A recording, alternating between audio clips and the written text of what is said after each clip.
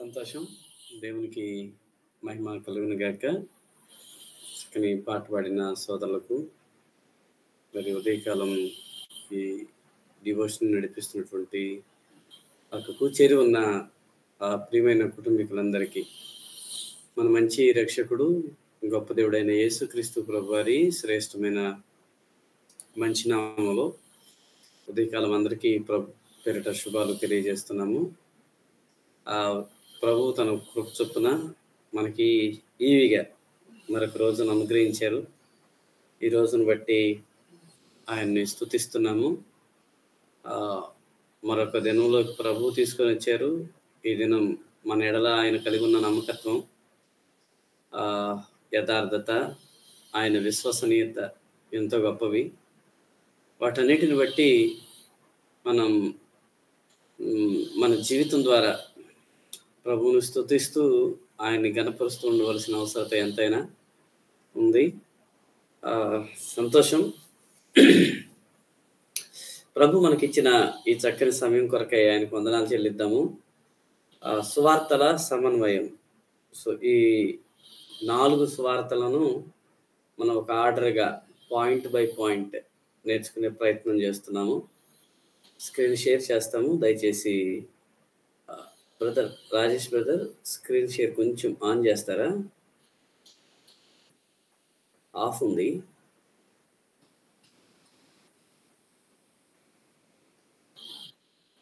మా right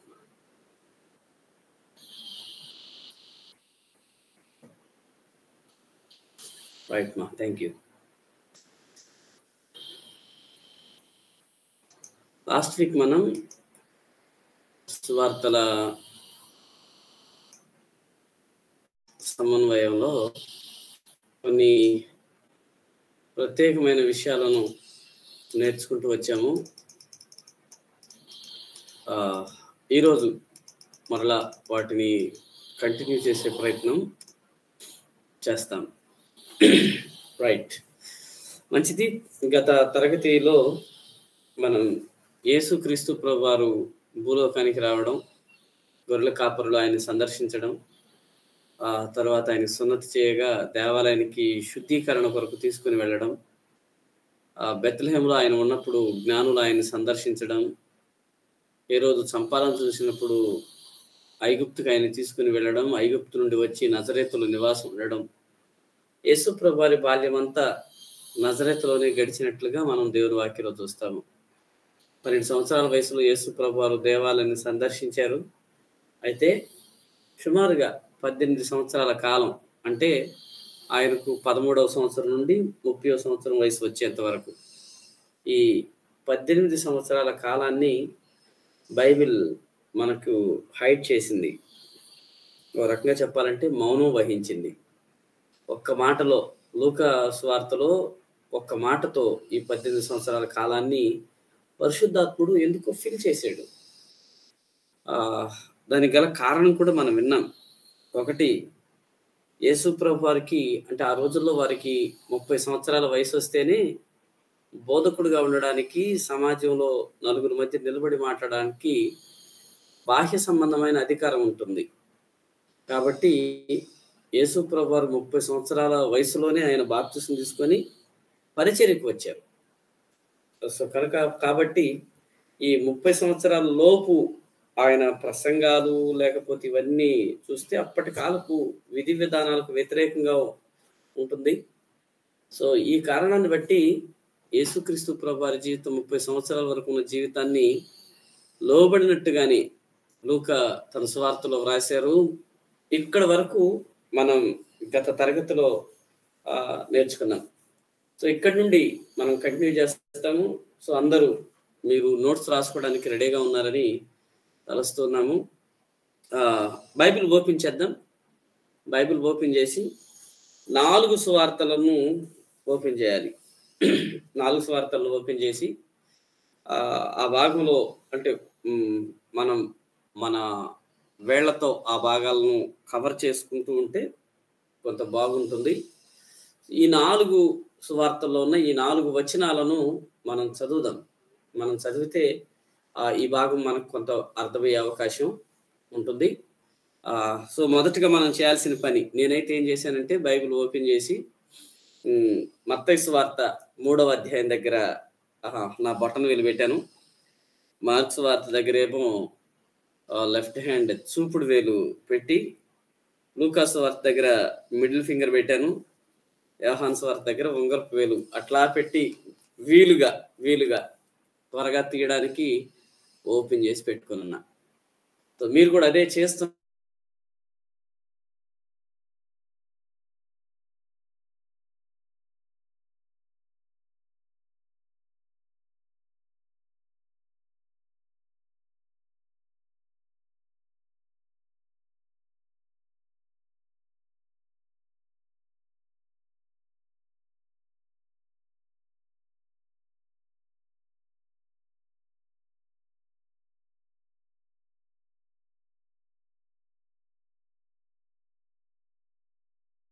marks వార్త మొదటి 4 వచనాలు, మొదటి అధ్యాయం 4 వచనాలు.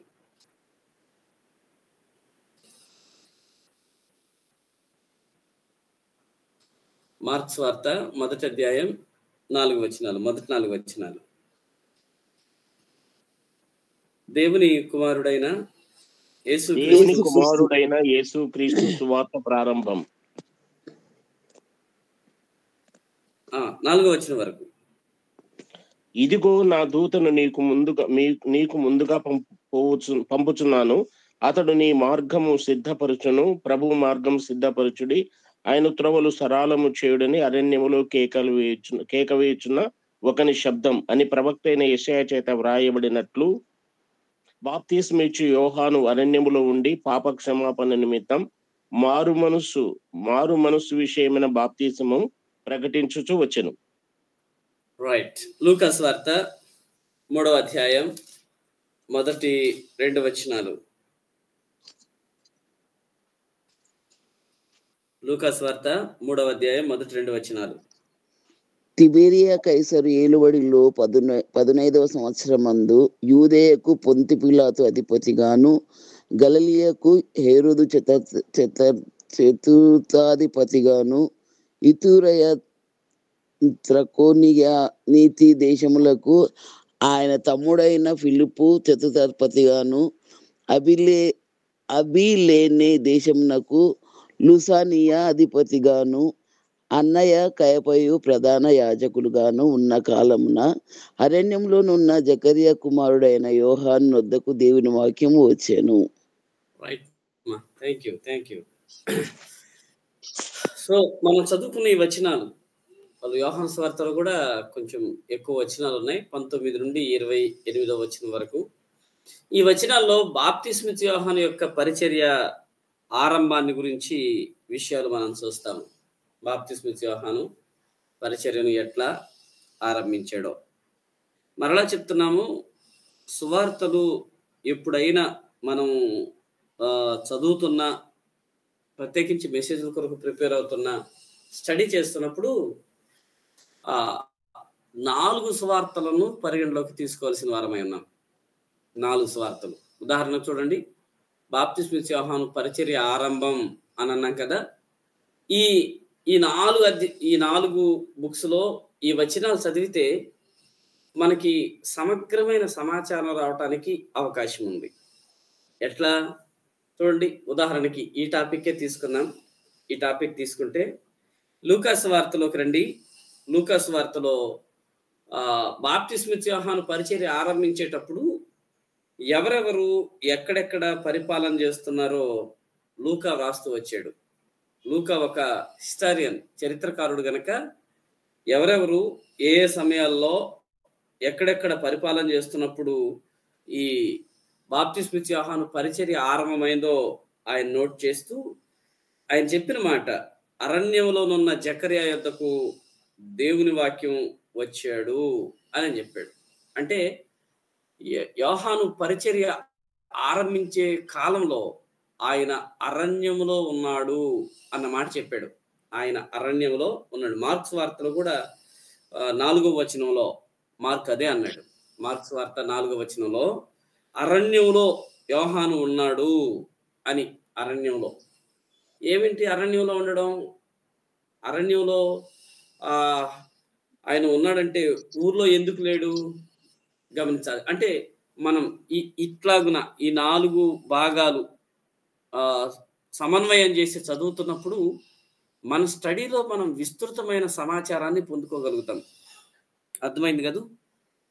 బాప్తిస్మ యోహాను పరిచర్య ఆరంభిస్తున్నప్పుడు ఎవరెవరు, ఎక్కడ పరిపాలన చేస్తున్నారో అదొక పాయింట్‌గా రాసుకోవచ్చు. తర్వాత ఆయన అరణ్యంలో ఉన్నాడు. ఆయన అరణ్యంలో ఉన్నాడు అంటే సమాజంలో లేడు, ఊర్లో లేడు. ఏం ఇల్లు లేదా అంటే ఇల్లుంది. ఎందుకని? బాప్తిస్మ యోహాను తండ్రి జకర్యా ఒక యాజకుడు. కాబట్టి యాజకులకు ప్రత్యేకమైన గ్రామాలు ఇవ్వబడ్డాయి. వాళ్ళకి గృహాలుంటాయి. కానీ యాజకుడుగా ఉండవలసినటువంటి యోహాను అరణ్యంలో ఉన్నాడు. కారణం ఏమిటంటే అప్పటికే తన తల్లిదండ్రులు ఇద్దరు పరమతించి ఉండాలి. అందుకే అరణ్యానికి వెళ్ళిపోయారు. అందుకే చూడండి, బాప్తిస్మ యోహాను పరిచర్య జీవితంలో ఆయన తల్లిదండ్రులను మనం చూడం. కారణం బాప్తిస్మ యోహాను పుట్టే నాటికే వారు బహుకాలం గడిచిన వృద్ధులని లూకా సువార్త మొదటి అధ్యాయంలో చూస్తాం. సో ఈయన పరిచర్య ఆరంభించాడు అంటే అప్పటికే ఆయనకి 30 సంవత్సరాల వయసు వచ్చింది. అంటే ఇక తల్లిదండ్రులు లోకాన్ని విడిచి వెళ్ళిపోయి ఉండాలి.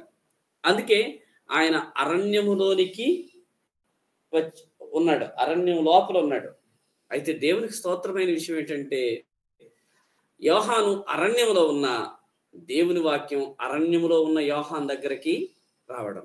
ఈ మాటలు మనం గుర్తుపెట్టుకుందాం. మనం ఎక్కడ ఉన్నా దేవుడు మనకి దగ్గరగానే ఉంటాడు. ఆయన మన దగ్గరకు వచ్చే దేవుడు. అది గుర్తుపెట్టుకోవాలి మనం. సో మనం ఏ దేవుణ్ణి అయితే కలిగి ఉన్నామో, ఆరాధిస్తున్నామో, ధ్యానం చేస్తున్నామో ఆయన మన దగ్గరకు వచ్చే దేవుడు. మనం ఎక్కడున్నా మన దగ్గరకు వస్తాడు ఆయన.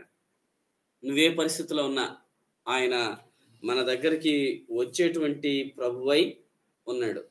కనుక ఈ వచనాలు యోహాను పరిచర్యను ఎలా ఉందో తెలియజేస్తూ ఉన్నాయి. ఆయన పరిచర్య ఆరంభం అరణ్యంలో ఉండి ఆయన సమాజంలోనికి వచ్చి ఆయన తన పరిచర్యను ఆరంభించినట్లుగా మనము చూస్తాం. ఇది పరిచర్య ఆరంభం.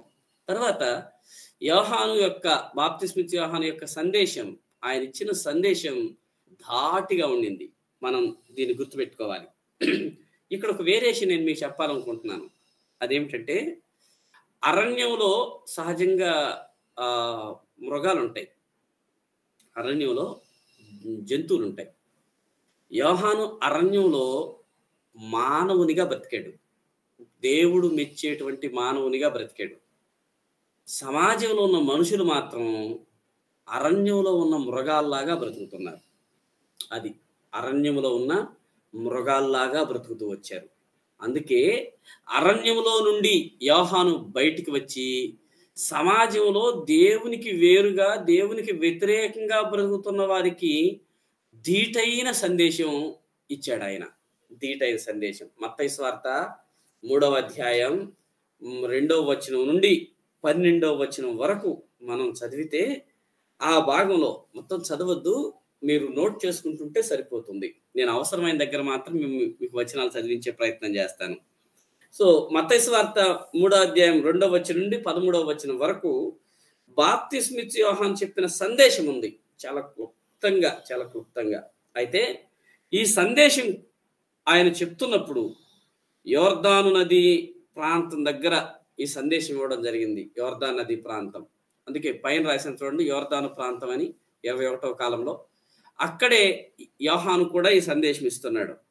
ఆయన ఈ సందేశం ఇస్తున్నప్పుడు ఈ వచనం చూడండి, మత్తయి సువార్త 3:7. మత్తయి సువార్త 3:7.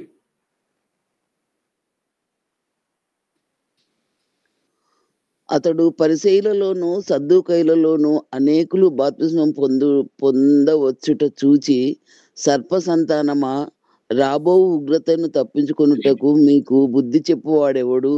మారు మనసునకు తగిన ఫలం పొందుడి. సో బాప్తిస్మ యోహాను యోర్దాను నది ప్రాంతాల దగ్గరకు వచ్చి ఆయన తన సందేశం ఇస్తున్నప్పుడు ఆ సందేశాన్ని వినటానికి పరిసయ్యులు వచ్చారు, సద్దూకయ్యులు వచ్చారు. జాగ్రత్తగా ఈ మాటను గుర్తుపెట్టుకోవాలి మనం. పరిసయ్యులు వచ్చారు, సద్దూకయ్యులు కూడా వచ్చారు. లూకాసు వార్తలోనికి రండి. లూకాసు వార్తలో ఆయన సందేశం వినడానికి ఎవరెవరు వచ్చారంటే 3వ అధ్యాయం 10వ వచనం. 3:10లో ప్రజలు చాలా మంది వచ్చినట్టుగా మనం చూస్తాం. 3:10లో 3:12లో సుంకరులు వచ్చారు. 3:14 వచనంలో సైనికులు కూడా ఆయన దగ్గరకు వచ్చారు. అర్థమవుతుంది కాదు? పరిసయ్యులు, సద్దుకయ్యులు, సాధారణ ప్రజానికం, సుంకరులు, సైనికులు, ఇలాగున ఆయన సందేశాన్ని వినడానికి ప్రజలు ఆ యోర్దాను ప్రాంతం దగ్గరికి వచ్చినప్పుడు ఆయన చాలా ధీటుగానే ఆయన సందేశం ఇచ్చాడు. ఆయన చెప్పిన సందేశం ఒక్కటే. ఆయన చెప్పిన సందేశం లూకాసు వార్త చూస్తున్నాం కాబట్టి 8వ వచనం చదువుదాం. 3:8 లూకాసు వార్త 3:8. మారు మనసుకు తగిన ఫలములు ఫలించుడి. అబ్రహాము చాలు మాకు తండ్రి. అంతవరకు చాలు. మారు మనసునకు తగిన ఫలములు ఫలించుడి. మత్తయి వార్త 3వ అధ్యాయం 8వ వచనం. అబ్రహాము మాకు తండ్రి అని మీలో అబ్రహాము మాకు తండ్రి అని దాని ముందు ఆ మారు మనసుకు తగిన ఫలములు ఫలించుడి. చాలుమా, అంతే. దానికోసమే మారు మనసుకు తగిన ఫలము ఫలించుడి. జాగ్రత్తగా ఈ వేరియేషన్ గుర్తించాలి మనం. మత్తయి ఏమో ఫలం అని సింగులర్ వాడాడు, ఏకవచనం. లూకా మాత్రం ఫలములు అని చెప్పి ప్లూరల్ వాడాడు, బహువచనాన్ని వాడాడు. బాప్తిస్మిచ్చి యోహాను సందేశంలో గుండె ఇదే. ఆయన ఏమనంటే మీరందరూ మారు మనసు పొందాలా. రెండవది, మారు మనసుకు తగిన ఫలాలు కూడా మీలో ఉండాలి. ఫలములు ఇవి మీలోకి రావాలి. అలా రాకపోతే మీరు సర్ప సంతానం అయిపోతారు. ఈ మాట చెప్పినప్పుడు వాళ్ళందరూ ఒక మాట అనుకున్నారు, అబ్రహాం మాకు తండ్రి, ఈయనేంటి ఇట్లా అంటున్నాడు అని. అప్పుడు బాప్తిస్మిచ్చి యోహాను చెప్పిన మాట, అబ్రహాం మీకు తండ్రి అయితే ఆయన క్రియలు మీలో ఏవి అన్నట్లుగా మీరు అబ్రహాం పిల్లలను అతిశయపడవద్దు. దేవుడు అనుకోవాలి కానీ రాళ్ల నుండి అబ్రహాంకి పిల్లల్ని పుట్టింపగలడు. కాబట్టి మీరు అబ్రహాం చూసి గొప్పపడద్దు. మీలో మంచి ఫలాలు ఉండాలి. దేవునికి తగినట్టుగా మీరు బ్రతకాలి.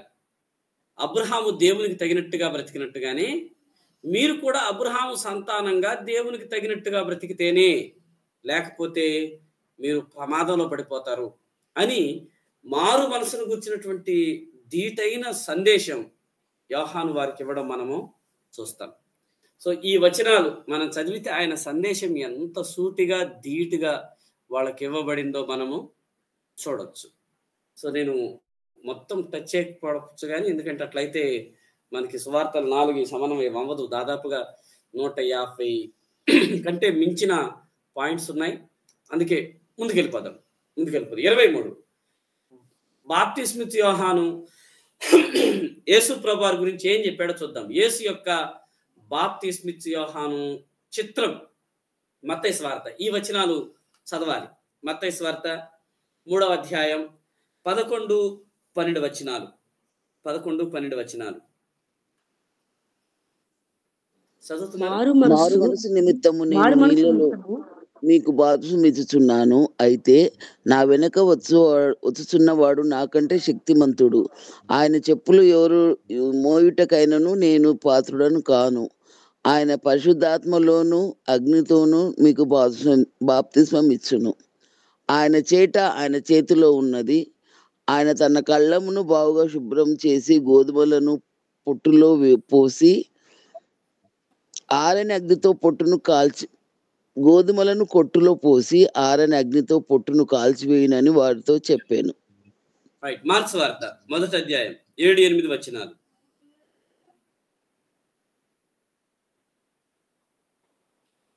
మార్క్స్ వార్త 1వ అధ్యాయం అతడు చదువు. నాకంటే శక్తిమంతుడొకడు నా వెనక వచ్చున్నాడు. నేను వంగి ఆయన చెప్పుల వారును విప్పుటకు పాత్రుడను కాను. నేను నీళ్ళలో మీకు బాప్తిసమిచ్చితిని గాని ఆయన పరిశుద్ధాత్మలో మీకు బాప్తిసమిచ్చునని చెప్పి ప్రకటించుటను. లూకాసు వార్త 3వ అధ్యాయం 15 నుండి 18 వచనాల్లో కూడా సేమ్ ఆయన అదే చెప్పాడు. నేను మీకు నీళ్ళలో బాప్తిసం ఇస్తున్నాను, కానీ నాకంటే శక్తిమంతుడు ఒకడు వస్తున్నారు. ఆయన చెప్పుల వారిని విప్పుటకని నేను పాత్రుడిని కాను. ఆయన పరిశుద్ధాత్మలో అగ్నిలోను మీకు బాప్తిసం ఇస్తాడు అని సేమ్ అవే మాటలు చెప్తూ ఉండడం మనం చూడొచ్చు. యోహాను సువార్తలో కూడా అవే మాటలు చెప్పాడు. నేను నీళ్ళలో మీకు బాప్తిసం ఇస్తున్నాను, నా వెనక వచ్చుతున్నవాడు మీ మధ్య ఉన్నాడు, మీరు ఆయన ఎరగలేదు. ఆయన చెప్పుల వారిని విప్పుటకని నేను యోగ్యుడను కాను. సో ఇది యేసుక్రీస్తు ప్రభు వారిని గురించి బాప్తిస్మ ఇచ్చేయని చెప్తున్నటువంటి మాటలు. ఆయన ఒకటే మాట చెప్పాడు.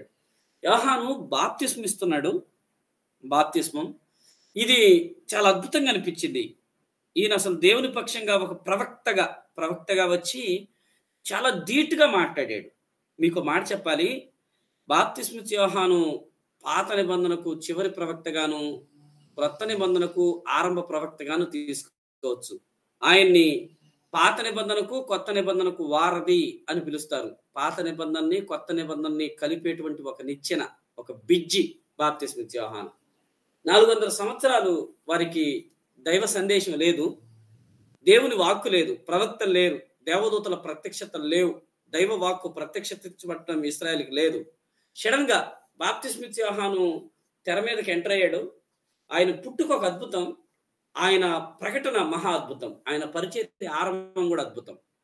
బాప్తిస్మ ఇచ్చే యోహాను బాప్తిస్మ ఇస్తున్నాడు, అందరినీ గద్దిస్తున్నాడు, పాపాల విషయం ఒప్పుకోమంటున్నాడు, మారుమనసు నిమిత్తం బాప్తిస్మ పొందం అంటున్నాడు.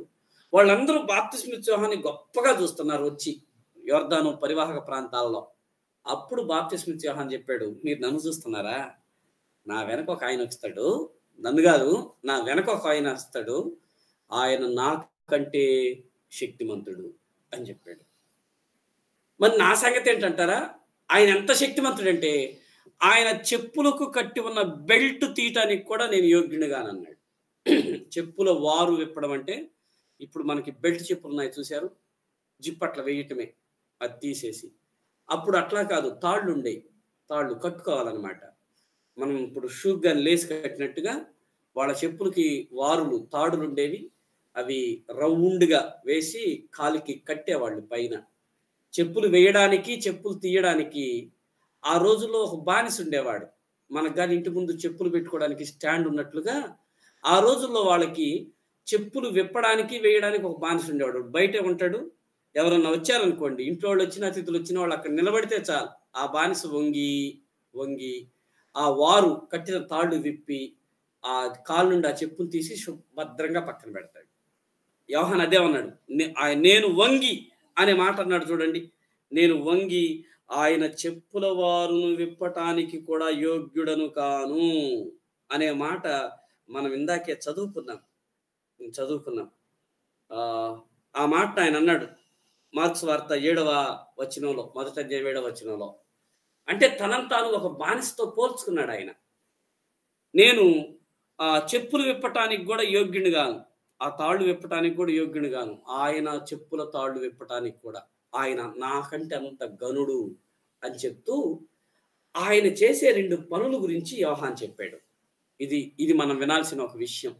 ఏంటి? బాప్తిస్మ ఇచ్చే యోహాను ఏం చేస్తున్నాడు? నీళ్ళలో బాప్తిస్మ ఇస్తున్నాడు. మరి వెనకొచ్చి ఆయన ఏం చేస్తాడు? పరిశుద్ధాత్మలోను అగ్నిలోను బాప్తిస్మం ఇస్తాడు అని చెప్పాడు. నేను నీళ్ళలోనే ఇస్తున్నానయ్యా, సహజం, కానీ నా వెనకొచ్చేవాడు పరిశుద్ధాత్మలోను అగ్నిలోను ఆయన మీకు బాప్తిస్మం ఇస్తాడు అని చెప్పాడు. 4 సువార్తల్లో ఆ మాటలు రాయబడ్డాయి, ఆయన పరిశుద్ధాత్మలోను అగ్నిలోను బాప్తిస్మం ఇస్తాడని. ఇక్కడ ఒక విషయాన్ని మనం గుర్తించాలి. ఏమిటంటే పరిశుద్ధాత్మ బాప్తిస్మం, అగ్ని బాప్తిస్మం. కొత్త నిబంధనలో మనం చాలా రకాల బాప్తిస్మాలు చూస్తాం. కొత్త నిబంధనలో చాలా రకాలైనటువంటి బాప్తిస్మాలను చూస్తాం. హెబ్రీ పత్రిక, నేను మీకు ఈ విషయాన్ని గతంలో ఒకసారి నోట్ చేసి చెప్పాను, మీకు ఎంత గుర్తుందో. హెబ్రీయులకు రాసిన పత్రిక 5వ అధ్యాయం తీయండి. హెబ్రీయులకు రాసిన పత్రిక 5వ అధ్యాయం 6వ అధ్యాయం మొదటి 2 వచనాలు చదువుతున్నారా? హెబ్రీయులకు రాసిన పత్రిక. కాబట్టి నిర్జీవ క్రియలను విడిచి మారు మనసు పొందుటయు, దేవుని యందలి విశ్వాసమును, బాప్తీసములను గూర్చిన బోధయు, హస్త నిక్షేపణను, మృతుల పునరుద్ధానమును, నిత్యమైన తీర్పును అను పునాది మరలవేక క్రీస్తును గూర్చిన మూలోపదేశము మాని సంపూర్ణ మగుటకు సాగిపోదము. రైట్ అక్క, థ్యాంక్ యూ. ఈ 2 వచనాల్లో గ్రంథకర్త క్రీస్తును గూర్చిన మూలోపదేశం, పునాది సిద్ధాంతం గురించి మాట్లాడాడు. పునాది బేసిక్ గురించి. అయితే అన్ని సింగులరే చూడండి, అన్ని సింగులరే. మారు మనసు ఒకటే, విశ్వాసం ఒకటే, హస్త నిక్షేపణ, మృతుల పునరుద్ధానం, నిత్యమైన తీర్పు ఒకటే. కానీ బాప్తిస్మములను గూర్చిన బోధ ప్లూరల్ వాడాడు. బాప్తిస్మములను గూర్చిన బోధ, ఆ మాట మీరు అండర్లైన్ చేసుకోవాలి ఈ వచనాన్ని. బాప్తిస్మములను గూర్చిన బోధ అంటే ఇక్కడ బాప్తిస్మ అనేది ప్లూరల్లో వాడబడింది, ఒకటిని మించి మాట్లాడబడింది. బాప్తిస్మములను గూర్చిన బోధ. ఎందుకని? కొత్త నిబంధనలో చాలా రకాలైన బాప్తిస్మాలు ఉన్నాయి. మరొక మాట చెప్పాలంటే, యోహాను ఇచ్చిన బాప్తిస్మం వేరు, యేసు ప్రభువారు ఇవ్వమని చెప్పిన బాప్తిస్మం వేరు. యోహాను ఇక్కడే అంటున్నాడు కదా, నేను మీకు నీళ్లలో బాప్తిస్మం ఇస్తున్నాను 1, ఆయన పరిశుద్ధాత్మలో బాప్తిస్మం ఇస్తాడు 2, అగ్నిలో బాప్తిస్మం ఇస్తాడు 3. సో ఇట్లాంటి బాప్తిస్మాలు చాలా ఉన్నాయి కొత్త నిబంధనలో. అయితే అద్భుతం, యేసు ప్రభువారు ఇచ్చే 2 బాప్తిస్మాల గురించి యోహాను ఈ భాగాల్లో చెప్తూ, ఆయన మీకు పరిశుద్ధాత్మలోను అగ్నిలోను బాప్తిస్మం ఇస్తాడు అని చెప్పారు. ఈ రోజులు ఇక్కడ నేను ఒక విషయం మీకు నొక్కి చెప్పాలి. మత్తయి సువార్తలోను, మార్కు, లూకా, యోహాను సువార్తల్లో పరిశుద్ధాత్మ బాప్తిస్మం ఇది మనకు తెలుసు కొంత. మరి అగ్ని బాప్తిస్మం అంటే ఏంటి? చాలా మంది ఇట్లా అంటుంటారు, అగ్ని బాప్తిస్మం అనడంతోనే దేవుడు తన ప్రజలను మండించడానికి ఇచ్చేది అని. కానీ గుర్తుపెట్టుకోవాలి, మత్తయి సువార్త 3వ అధ్యాయంలో చాలా పర్ఫెక్ట్గా చెప్పాడు. 11, 12 వచనాల్లో 11వ వచనంలో పరిశుద్ధాత్మలోను అగ్నిలోను బాప్తిస్మం మనం చూస్తాము, ఆ 2 మాటలు. 12వ వచనంలో ప్రత్యేకించి అగ్ని బాప్తిస్మం అంటే ఏంటో రాశాడు. ఏంటి అగ్ని బాప్తిస్మం అంటే? ఆయన చేతిలో ఉన్నది, ఆయన తన కళ్ళమును బాగుగా శుభ్రం చేస్తాడు, గోధుమలను కొట్టులో పోసి ఆరని అగ్నితో పొట్టును కాల్చివేనని వారితో చెప్పాను. ఇది అగ్ని బాప్తిస్మం అంటే. అగ్ని బాప్తిస్మం అంటే ఏమిటంటే, దేవుని పిల్లలు వాళ్ళు ఫలించకపోతే, పొట్టుగా ఉంటే వాళ్ళు అగ్నికే గురవుతారు అని చెప్పడం, అగ్నితో కాల్చబడతారు అని చెప్పడం. ఇది అనుకూలమైన బాప్తిస్మం కాదు. ఒక రకంగా చెప్పాలంటే ఇది తీర్పును గురించి చెప్పబడిన బాప్తిస్మం. బైబిల్ గ్రంథంలో బాప్తిస్మము అనేది మరణానికి సూచనగా చెప్పబడింది. రోమపత్రిక 6వ అధ్యాయంలో శ్రమలకు సూచనగా చెప్పబడింది. లూకా సువార్తలో నేను పొందవలసిన బాప్తిస్మం ఉన్నది అని అంటాడు యేసు ప్రభువారు. అర్థమవుతుంది అనుకుంటున్నాను నేను మీకు చెప్తున్న విషయాలు. యేసు ప్రభువారు నేను పొందవలసిన బాప్తిస్మం ఉన్నది, మీరు దాన్ని పొందుతారా? సలోమి తన 2 కుమారులను తీసుకొచ్చి, అయ్యా నా కుమారుడు ఒకడు నీ కుడి వైపున ఇంకొకటి ఎడమ వైపున ఉండాలి, అది మాకు అనుగ్రహించు అని అడిగితే ఆయన అన్నాడు, నేను పొందే బాప్తిస్మం మీరు కూడా పొందుతారా అన్నాడు. ఓకే అని అన్నారు. ఏంటి ఆయన పొందవలసిన బాప్తిస్మం? శ్రమలను బాప్తిస్మంగా చెప్పడం చూస్తాం అక్కడ. ఇక్కడ తీర్పుని, ఉగ్రతను బాప్తిస్మంగా చెప్పాడు, అగ్ని బాప్తిస్మం అని. దీన్ని ప్రస్తుత కాలంలో మనం అగ్ని బాప్తిస్మం అనేది ఒక ప్రత్యేకమైన అనాయింటింగ్ అని, అభిషేకం అని చెప్పేవారు చాలా మంది ఉన్నారు, కోరుకునేవారు కూడా ఉన్నారు, అయ్యా నాకు అగ్ని బాప్తిస్మం అని. కానీ యోహాను మాటలను కానీ మనం చూస్తే అగ్ని బాప్తిస్మం అనేది ఫలాలు లేని పొట్టుగా జీవిస్తున్న వారికి ఇవ్వబడుతున్న తీర్పుగా చెప్తున్నాడు ఆయన. అది ఆయన కళ్ళం శుభ్రం చేస్తాడు, గోధుమలనేమో కొట్లో కూరుస్తాడు, పొట్టును మాత్రం అగ్నితో కాల్చి పక్కన పడేస్తాడు. అగ్ని బాప్తిస్మం అంటే ఇదే, జాగ్రత్త, నువ్వు జాగ్రత్త పడు అని బాప్తిస్మిచ్చి యోహాను యేసు ప్రభు వారు చేసేటువంటి ఒక మహోన్నతమైన పనిని ఆయన చెప్తూ ఇదెంత అద్భుతమో చూడండి అని ఇశ్రాయేలీలను ఆయన హెచ్చరిస్తున్నాడు. హెచ్చరిస్తున్నాడు. సో ఇది మనం ఈ భాగంలో గుర్తుపెట్టుకోవాల్సిన విషయం. యేసు ప్రభు వారు పరిశుద్ధాత్మలో బాప్తిస్మం ఇస్తాడు, అగ్నిలో కూడా ఆయన బాప్తిస్మం ఇస్తాడు. మరి ఆయన ముందు నీళ్ళలో బాప్తిస్మం ఇచ్చే నేనెంత, నన్ను ఎందుకు మీరు అంత సుపీరియర్ గా చూస్తున్నారు అన్నట్లుగా బాప్తిస్మం ఇచ్చే యోహాను చెప్తున్నాడు. ప్రియులారా, ఇది ఈ రోజుల్లో మనం నేర్చుకోవాల్సిన ఒక పాఠం. కనుక ప్రభువే హెచ్చవలసి ఉంది, మనం తగ్గవలసి ఉంది. కనుక ఆయన హెచ్చించాలి మన జీవితం ద్వారా.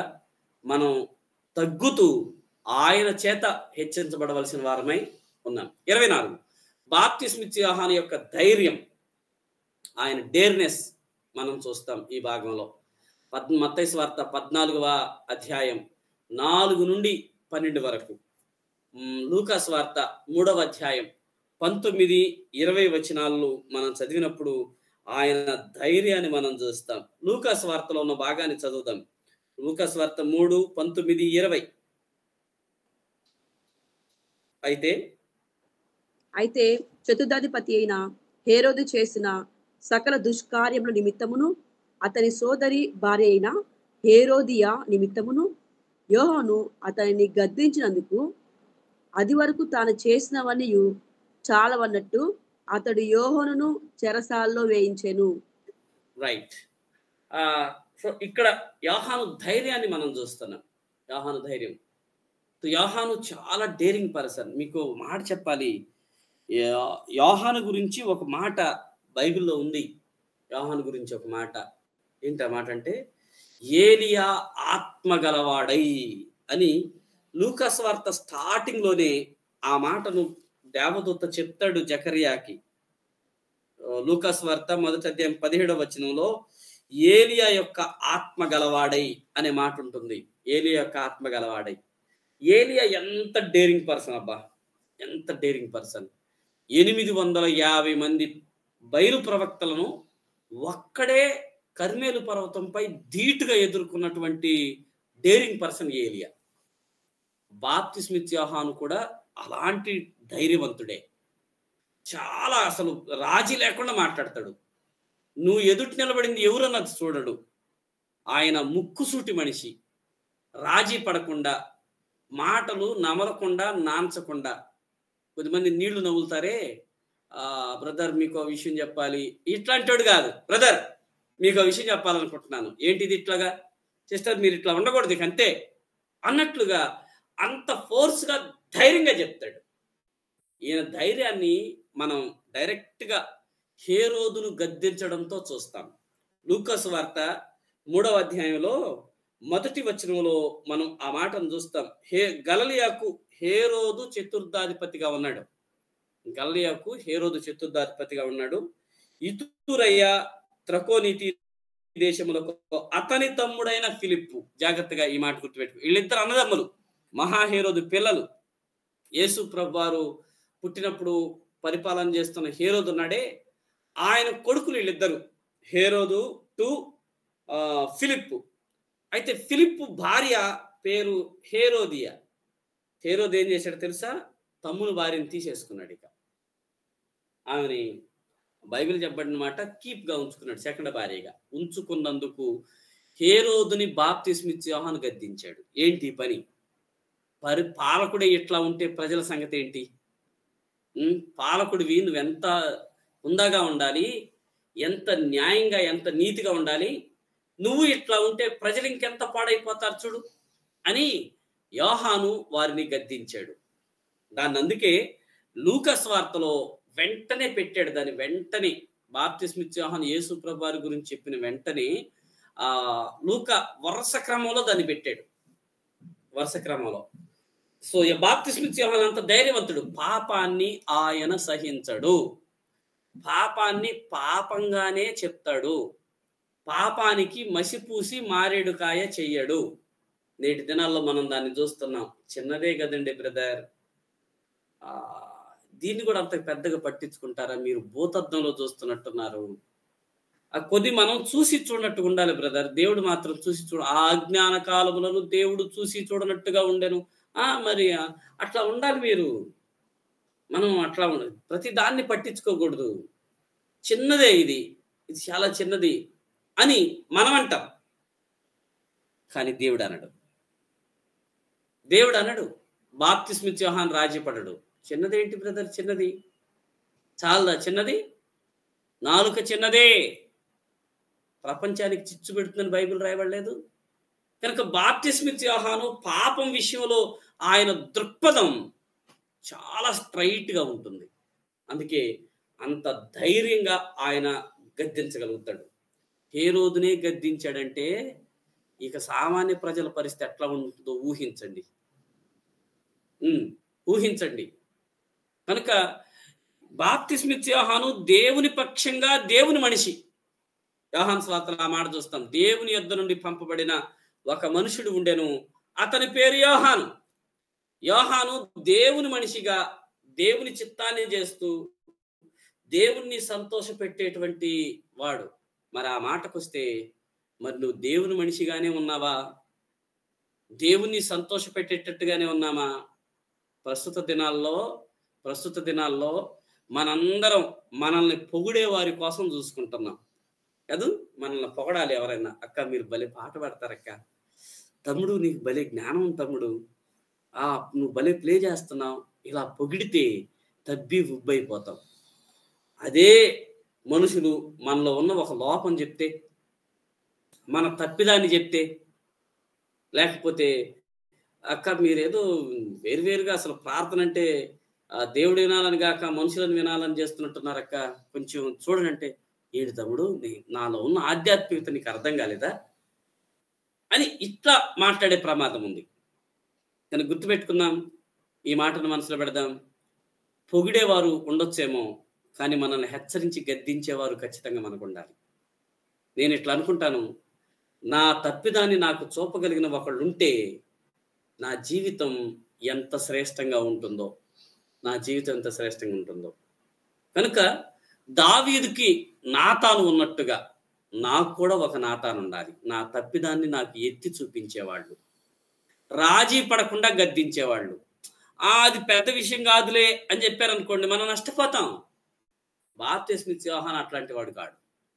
కనుక మనం దేవుణ్ణి అడిగేటప్పుడు ఇది కూడా అడగాలి, ప్రభువా నా తప్పిదాలను నాకు చూపించగలిగిన ఒక మంచి ఆత్మీయ సహోదరుడు లేకపోతే సహోదరి నేను కలిగి ఉండాలి ప్రభువా, లేదా నేను కూడా అట్లాగే ఉండాలి నాయన నా తోటి వారికి అని ప్రభువుని అడగవలసిన వారమై ఉన్నాం, ప్రభువుకి ప్రార్థించవలసిన వారమై ఉన్నాం.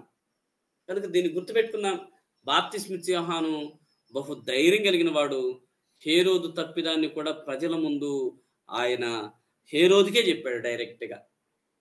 ఇంకో మాట చెప్పాలి, ఈ రోజుల్లో ఉన్నవాళ్ళు నాలో తప్పిదం ఉంటే వాళ్ళు నాతో చెప్పరు. రాజేష్ బ్రదర్ మీకు విషయం చెప్పాలి, అయినా ఎనోషన్ అట్లా ఉంటావేంటి బ్రదర్, అసలు అట్లా మాట్లాడొచ్చా, నాకు నచ్చలేదు బ్రదరా అన్న విషయం. అవును, ఆ విషయం ఏదో నాతో చెప్పొచ్చు కదా. మీరు రాజేష్ తమ్ముడికి చెప్తే ఉపయోగం ఏంటి? ఆయన సరి చేసుకునేది నేను కదా సరి చేసుకోవాల్సింది. మరి మీరు ఆత్మీయ కుటుంబీకులుగా నా క్షేమం కోరిన వారుగా ఆ విషయాన్ని నాకు కదా చెప్పాలి. కనుక అది సరైన విషయం కాదు. సరైన విషయం ఏమిటంటే, బ్రదర్ మీకు విషయం చెప్పాలి, మీరు బాధపడినా పర్లేదులే, మీరు బాధపడినా బాగుపడితే నాకు అదే చాలును అన్నారనుకోండి, నిజంగా మీరు నా క్షేమం కోరిన ఆత్మీయులు కదా, నా ఆధ్యాత్మిక కుటుంబీకులు కదా. కనుక ఈ విషయాన్ని మనం గుర్తుపెట్టుకుందాం, దాన్ని మనసులో పెడదాం. బాప్తిస్మిచ్చే యోహాను ధైర్యం మనకి పాఠాలు నేర్పించింది. 25వది యేసు ప్రభువారు బాప్తిస్మము పొందడం. యేసు ప్రభువారు బాప్తిస్మం పొందడం, ఈ విషయాన్ని 4 సువార్తికులు ప్రత్యేకంగా రాశారు. యేసు ప్రభువారు బాప్తిస్మం పొందడం. సో దీని గురించి మనకు బాగా తెలుసు. యేసు ప్రభువారు బాప్తిస్మం పొందారు. 3 సువార్తల్లో ఒక రకంగా ఉంటుంది, కానీ యోహాను సువార్త కొంచెం మనం ఒక బిట్ నేర్చుకునేటట్లుగా ఉంటుంది. చూడండి, యోహాను సువార్త 1వ అధ్యాయం 29 నుండి 34వ వచనం వరకు ఉన్న భాగంలో యేసుక్రీస్తు ప్రభువారి బాప్తిస్మాన్ని గూర్చిన విషయం ఒకటి ఉంది. 33వ వచనం చదువుదాం చూడండి. యోహాను సువార్త 1వ అధ్యాయం 33వ వచనం.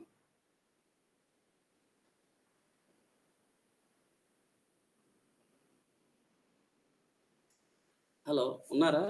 కట్ అయిందా? హలో,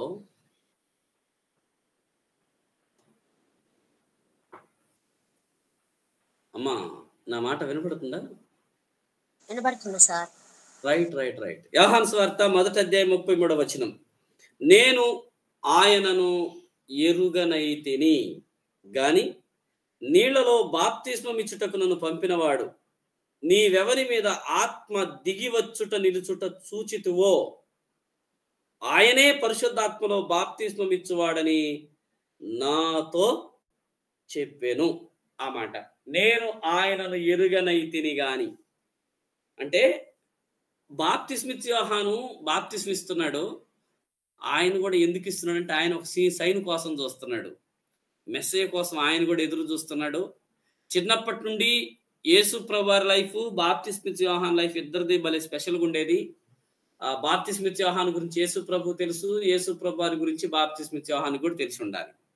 అయితే ఈయనే మెస్సయ్య అంటానికి బాప్తిస్మిచ్చి యోహానికి పరిశుద్ధాత్ముడు ఒక సూచన ఇచ్చాడు. బాప్తిసం పొందుతున్నప్పుడు ఎవరి మీద పరిశుద్ధాత్ముడు వచ్చి నిలబడతాడో, పరిశుద్ధాత్మ ఆయన మీద ఎవరి మీదకి వస్తుందో ఆయనే ఈయన అన్న విషయం, ఆయనే మెస్సయ్య అన్న విషయం బాప్తిస్మిచ్చి యోహానికి సూచించబడింది. ఆ సూచన కోసం చూస్తున్నాడు. అందుకే బాప్తిస్మిచ్చి యోహాను యేసు ప్రభువారికి బాప్తిస్మ ఇచ్చినప్పుడు పరిశుద్ధాత్మ పావురాకారంతో యేసుక్రీస్తు ప్రభువారి మీదకు నిలిచి రావడం మనము చూస్తాం. అప్పుడు బాప్తిస్మిచ్చి యోహాను ఫిక్స్ అయ్యాడు, ఓకే ఈయనే మెస్సయ్యా అని, ఈయనే ప్రభువు అని. కనుక ఇది ఒక అద్భుతమైనటువంటి అనుభవం బాప్తిస్మిచ్చి యోహాను జీవితంలో. చివరికి నీతి యావత్తు జరుగునట్లుగా యేసు ప్రభువారు బాప్తిస్మిచ్చి యోహాను ద్వారా బాప్తిస్మము పొందాడు. ఇక్కడ మనం ఒక విషయాన్ని గుర్తుపెట్టుకోవాలి. మనం ప్రసంగాల్లో ఈ పాయింట్ చాలా వినుంటాము. అదేమిటంటే మనందరి బాప్తిస్మం వేరు, యేసుక్రీస్తు ప్రభువారి బాప్తిస్మం వేరు. ఆయన పాపం చేయలేదు, కానీ ఆయన బాప్తిస్మం తీసుకున్నాడు.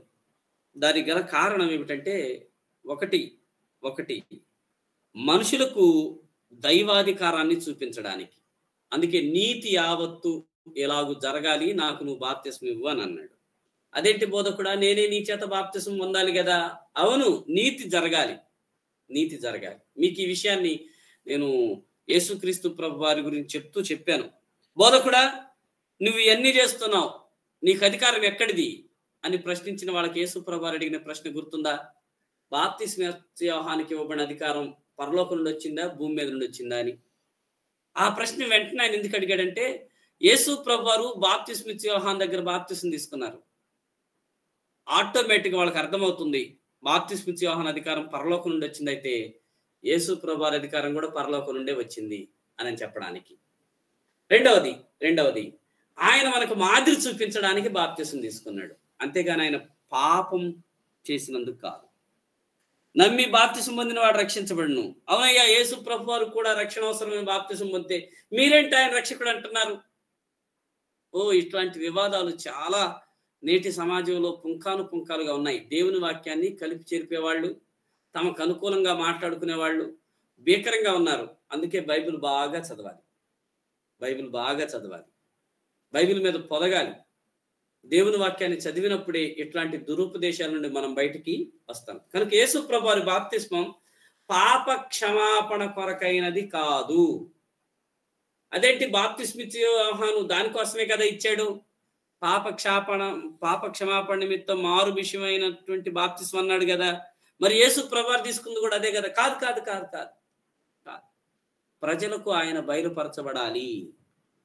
ఆయన హ్యూమన్ గా ఉన్నాడు కనుక దైవాధికారం వెల్లడి అవ్వాలి, నీతి యావత్తు జరగాలి, మనం బాప్తిస్మం తీసుకోవడానికి ఆయన మాదిరి అవ్వాలి. వీటన్నిటి కొరకు ఆయన బాప్తిస్మము పొందవలసి వచ్చింది. ఈయనే మెస్సయ్యా అని బాప్తిస్మ ఇచ్చే యోహానుకి నిర్ధారణ కావాలి. ఆయన ఇశ్రాయేలుకు ప్రత్యక్షపరచబడాలి. అందుకే యేసు ప్రభువు బాప్తిస్మం పొందవలసి వచ్చింది. కనుక దీనిని మనం గుర్తించవలసిన వారమై ఉన్నాం. నెక్స్ట్ 26 యేసు ప్రభువు శోధించబడటం. బాప్తిస్మం తీసుకున్నాడు, వెంటనే ఆయన అరణ్యంలోనికి తీసుకుపోబడ్డాడు. ఆ వచనాలు చూడండి ఎంత బాగుంటాయో. మత్తయి సువార్త 4వ అధ్యాయం మొదటి వచనం. మత్తయి సువార్త 4వ అధ్యాయం మొదటి వచనం.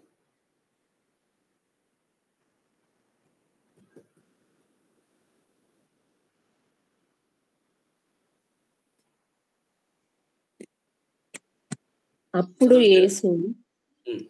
యేసు అపవాది చేత శోధింపబడుటకు ఆత్మ వలన అరణ్యమునకు కొనిపోబడెను. రైట్, ఆ మాట నోట్ బాగా చూడండి. మార్క్స్ వార్త 1వ అధ్యాయం 12వ వచనం.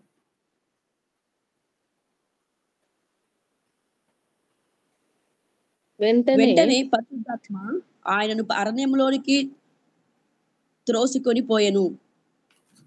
ఆయన సాతాను చేత చాలు లూకాసు వార్త 4వ అధ్యాయం 1వ వచనం.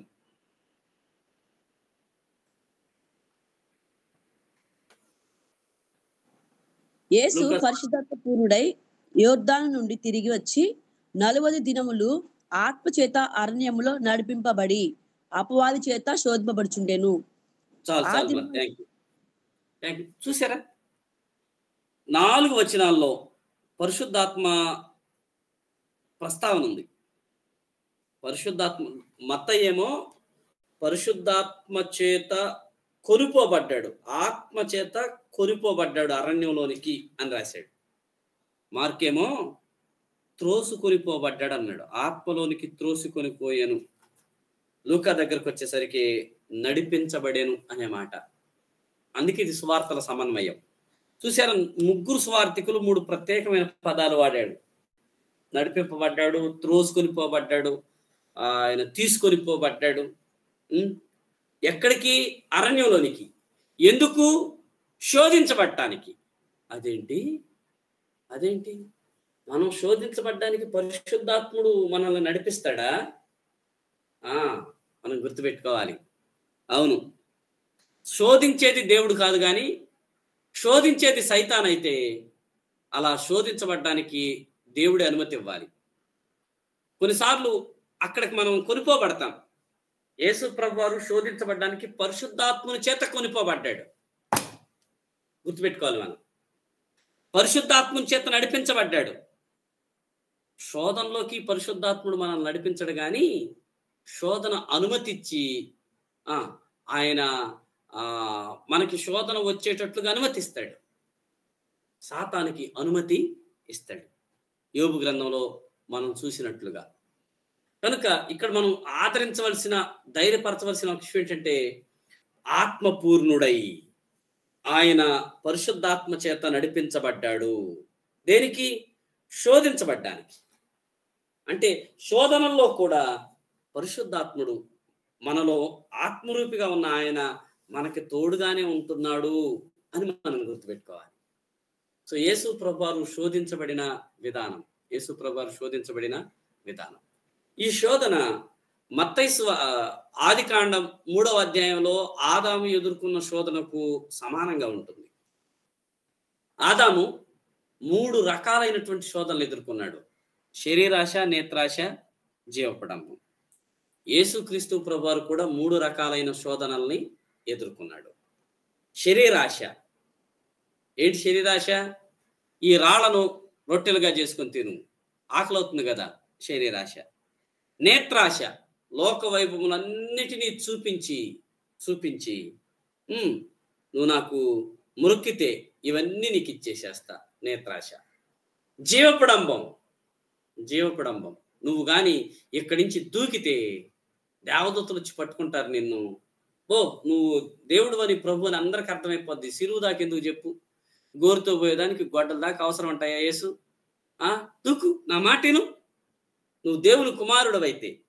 ఆ మాట మీరు ఈ వచనాల్లో చదవండి. పౌరుషంతో కూడిన మాట వాడాడు, నువ్వు దేవుని కుమారుడవైతే, దేవుని కుమారుడవైతే, దేవుని కుమారుడవైతే అని పౌరుషంతో మాట్లాడాడు. అప్పుడప్పుడు మనం కూడా ఆధ్యాత్మిక జీవితంలో ప్రజలు పౌరుషంతో కూడిన మాట్లాడినప్పుడు సంసోన్ లాగా జూరి విదులుస్తాం. జాగ్రత్త. సంసోన్ లాగా, సంసోను ఎప్పటి ఎట్లు విరజిమ్ముదులు అనుకోనేను, 7 జడలు కాదు విరజిమ్మేవాడు అంతే అన్న. మనం కూడా లిటిల్ సంసోన్ లాగా అప్పుడప్పుడు ఏమంటున్నావు అని విరజిమ్ముతాం. యేసు ప్రభు విరజిమ్మలా, ఏమన్నావు, నువ్వు దేవుని కుమారుడు అయితేనా, సరేలే అని అసలు దానికి స్పందించలేదు. వాక్యంతోనే యేసు ప్రభు వారు ధీటుగా సమాధానం చెప్పాడు తప్ప శరీరంతో ఉన్న ఆయన ఎంత ఆశానిగ్రహం, సెల్ఫ్ కంట్రోల్ వహించాడో చూడాలి.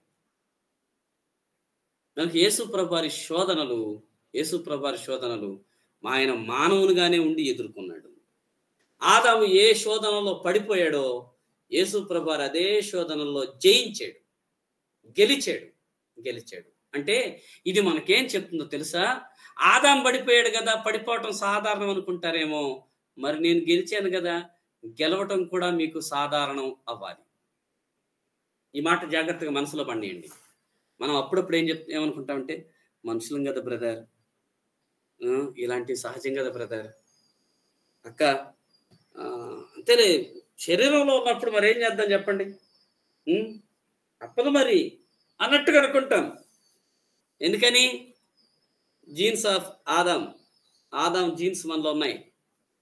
మరి శారీరకంగా పుట్టిన ఆదాం జీన్స్ మనలో ఉంటే, ఒకడు క్రొత్తగా జన్మిస్తే క్రీస్తులో పుట్టిన మనకి క్రీస్తు జీన్స్ కూడా ఉన్నాయిగా. క్రీస్తు ప్రభువారు శోధనను జయించినట్లుగా మనము కూడా జయించవలసిన వారమై ఉన్నాం. విజయంలో నుండి అత్యధిక విజయంలోనికి వెళ్ళవలసిన వారమై ఉన్నాం. సో ప్రభు దాని కొరకే మనల్ని పిలుచుకున్నాడని గుర్తుపెట్టుకోవాలి. మనం యేసు ప్రభువారు అరణ్యములో శోధించబడ్డాడు, శోధనలు ఎదుర్కొన్నాడు. ఆయన ఆ ఒక్కసారే కాదు, జాగ్రత్తగా ఈ మాట మనసులో పెట్టుకోవాలి మనం. యేసు ప్రభువారికి జీవితంలో ఎన్ని శోధనలు వచ్చాయి? 3 ఎప్పుడు? బాప్తిసం తర్వాత. ఆయన ఒక్కసారే మూడు శోధనలు ఎదుర్కొన్నాడు. మా జీవితంలో ఏంటి ఇన్ని శోధనలు? రాయబడింది 3. జాగ్రత్తగా మాట వినండి, రాయబడింది 3. కానీ ఆయన కూడా మనలాగే తన జీవిత కాలం అంతా సాతాను చేత శోధించబడ్డాడు. బైబిల్లో ఉందన్న మాట డైరెక్ట్గా లేకపోవచ్చు, ఇండైరెక్ట్ గా ఆ మాట ఉంది. చూడండి, మత్తయి సువార్త 3వ అధ్యాయం 11వ వచనం. మత్తయి సువార్త 3:11. మారు మనసు నిమిత్తము నేను నీళ్ళలో మీకు బాప్తిసం ఇచ్చున్నాను. సారీ 4:11. నేనే వచనం తప్పు చెప్పాను. 4:11.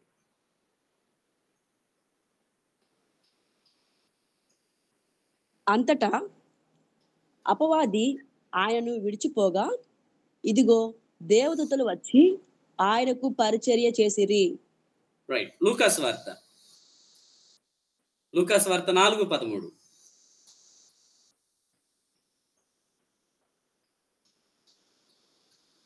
లూకాసు వార్త 4:13. 4:13 అన్నయ్య. అవునమ్మా, 4:13. అపవాది ప్రతిశోధనను ముగించి కొంతకాలము ఆయనను విడిచిపోయెను. ఆ మాట అండర్లైన్ చేసుకోండి. కొంతకాలము. లూకాసు వార్తలో ఉన్న మాట కొంతకాలం. కొద్ది కాలం విడిచిపోయాడు అంతే సైతాను. మరలా వచ్చాడు. ఎందుకంటే వానికి సిగ్గు ఉండదు సుమి. సిగ్గులోని వాడు ఎవడన్నా ఉన్నాడంటే సైతానే. అసలు సిగ్గుపడ్డు, ఎంత ఉమ్మేయిగాక తుడుచుకున్నట్టు పోతాడు, మళ్ళీ వచ్చి మన పక్కన కూర్చుంటాడు శోధించడానికి. కనుక వాని విషయంలో జాగ్రత్త పడాలి. యేసు ప్రభువారిని కూడా కొంతకాలం విడిచిపెట్టాడు, మళ్ళీ వచ్చాడు. హాయ్ యేసు, ఎలా ఉన్నావు, ఏంటి సంగతి? సరే, అక్కడ శోధనలు అంటే నువ్వు గెలిచావు, కానీ నేను ఇంకో దాన్ని తీసుకొని వస్తున్నాను అన్నట్లుగా. అందుకే ఆయన జీవిత కాలం శ్రమ పడ్డాడని హెబ్రీ గ్రంథకర్త చెప్పడం మనము చూస్తాం. ఈ మాట చెప్తున్నప్పుడు ప్రభు కూడా మనలాగే శోధించబడ్డాడు. అయితే ఆయన అన్ని శోధనల్లో జయించాడు. కాబట్టి మనం శోధించబడుతున్నప్పుడు ఆయన మనకు సహాయం చేయగలిగిన వాడు, మన శోధనని అర్థం చేసుకోగలిగిన వాడు, మన శోధన ఆయన పట్టించుకుంటాడు. ఇంత చిన్నదానికి కూడా తీ అనడా ఆయన. అసలు ఇది శోధనే కాదు పో అని చెప్పడు.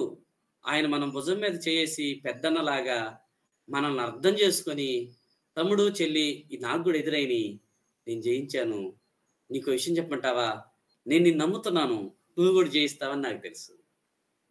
ఈ ఇబ్బందిలో నువ్వు ఖచ్చితంగా నిలబడతావు తమ్ముడు, నిలబడగలవు, నేను నీకు సపోర్ట్ ఇస్తున్నా అని ఆయన మన పక్షంగా ఉండి మనల్ని గెలిపించేవాడు తెలుసా. ఈ మాట చెప్పనండి, మనం ఎక్కడ ఉన్నా, మనం ఏ పరిస్థితిలో ఉన్నా ఆయన మన సపోర్టర్.